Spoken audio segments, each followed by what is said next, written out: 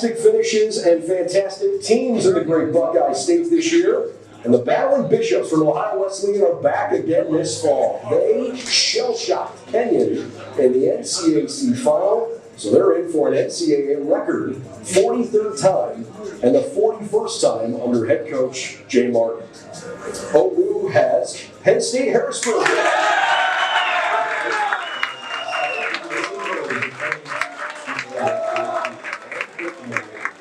So look out, Ohio Wesleyan. All right, thank you guys so much. Penn State Harrisburg has 14 NCAA Division III collegiate teams. Many of the teams are full of athletes that are motivated and driven to compete on the field and in the classroom. Throughout the years, athletes have had much success, including conference championships, NCAA tournament berths, and first and second team conference honors. Well, with Kay leaving in the last 2 years, we kind of had an expectation, and we wanted to. Our goal was to make our conference, to win it, and to move on to the NCAA tournament. So now that it's over, I think we succeeded in obviously the one. Into the playoffs, it was definitely mentality changed. It was a lot more business because it's win or go home at that point. And a lot of guys were, I saw their mentality change, very serious compared to more of a nonchalant playing style throughout the season. So it was fun to see players improve throughout the season and as a team in general, and take hold of our pursuit of we, is what Coach likes to say. The week going into playoffs, we had a big game against St. Mary's. We had to win that game to keep our seeding spot. We weren't sure hosting capabilities, what that would look like yet. It ended up coming down to a tie between us and Penn State Berks, which ended in a goal differential. We were down by 2 goals, so they ended up hosting. We went into playoffs that week. We were excited. We were going to play against Penn College, and we felt very confident going into this weekend. And we ended up coming out with a big win on Friday, and then we were all geared up and ready for Saturday, and we played a phenomenal game, and we shut them out for 90 straight minutes. And unfortunately, it just came down to who could get the first goal. We knew whoever scored first would win, and if we would have scored first, we would have been able to put them down 3-0. But unfortunately, they got that lucky goal and were able to move on. Yeah, obviously the season didn't end the way we were hoping for. We were runners up, but I think we still had a pretty historic season. We were regionally ranked for the first time in program history. We had the best winning percentage in program history. We tied the program shutout record, so we also had 8 all-conference selections, which is the most in program history, so it was still pretty historic. Recently, the Blue and White celebrated receiving the United East Conference President's Cup, which honors athlete successes in the classroom and in competition. Fall sports just wrapped up within the past few weeks. The men's soccer team had earned an NCAA tournament berth against Ohio Wesleyan. When we lost against Ohio Wesleyan, I was sitting there, and I don't usually get too emotional about losing games and stuff, but I was looking around and I looked at Daryl, I looked at Esty, who are both seniors, and they were beside themselves, and then I looked around and I saw there was other teammates crying, and I think one single tear came down my eye, just one.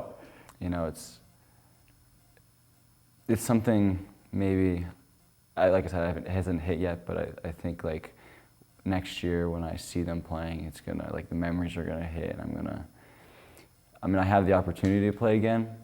I don't think it's for me, and it's sad, but I'm happy with my career. I'm 3 for 3 in conference championships, and while I would love to come back for the 4th, there's a lot of factors weighing into not coming. And To leave a legacy, put the work in. That work ethic, leads to more than just talent. And anybody, when it comes to leadership, I like being in that leadership role, and I would like everybody to know that they can be a leader. They all have something to offer, everybody does in one way or another, and to be gracious for the opportunity to play this wonderful sport, whatever sport it may be, because you only play it for so long. And just be happy, enjoy it, forget about any frustrations, you know, just enjoy the moment. That's just a little bit of what I'd like to leave behind. So. The women's soccer team recently finished second in the United East. Yeah, I'm coming back. I'm going to get my MBA, and I'm kind of hoping, you know, to get back to the NCAA tournament next season. And I think this past season, although it didn't end the way we wanted it to, it's motivation for next year. So this past season for me, coming into it, I had no idea what to expect.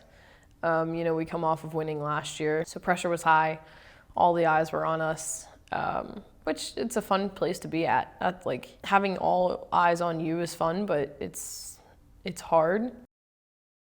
But we were able to perform very well this season, and for me personally, I was not expecting anything this year, but I was very pleasantly surprised by what I was able to do, but none of that would have been possible without the other 10 people on the field and everybody else on the team.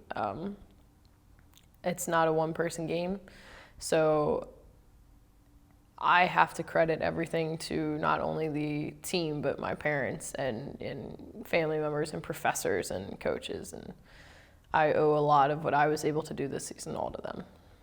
Men's basketball looks to continue their win streak of the United East Conference and get back to the NCAAs. I think if we win this league chip, that's going to be definitely going to remind me all right, I really feel I've done something here, because the past 2 years it would just be Danye and them and Nate be cool. I was they got it, they did their jobs, and obviously winning the chip is great though, but the fact that you really grinded and you waited, and I think I'm a very patient man, so I was okay, I found time for us to really get this. I think if we win this chip this year, that would definitely be my most memorable for sure. Yeah.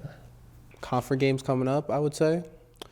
I know coming back to the league and conference is definitely a challenge that personally I know that we're going to struggle with a little bit due to the past 2 years we've been having the same starting five, and this year it's a whole new starting five. Personal goals, reaching my 1K, being first team this year, and trying to be an all-star. The women's basketball team looks to make another playoff run as well. The relationships we have on the team transferring onto the court. We have really good friendships and bonds off of the court. And the way that they transfer into games, into our athletic settings is special, because you can see the relationships that have nothing to do with the actual sport. I mean, we have a young team, and I think that brings a lot of possibilities. With me and another fifth-year senior in Macy, we are just dealing with the younger people and guiding them and showing them the plays, and I think we have a chance to be champions if we work together and just do the little things. So, Penn State Harrisburg student athletes prepare themselves for success on and off the field. As fall sports come to a close and winter sports begin their season, many student athletes look to continue to prepare for these big moments. I want to leave behind is my dedication, my hard work, and when I was having a bad game, I always try to produce something else besides scoring.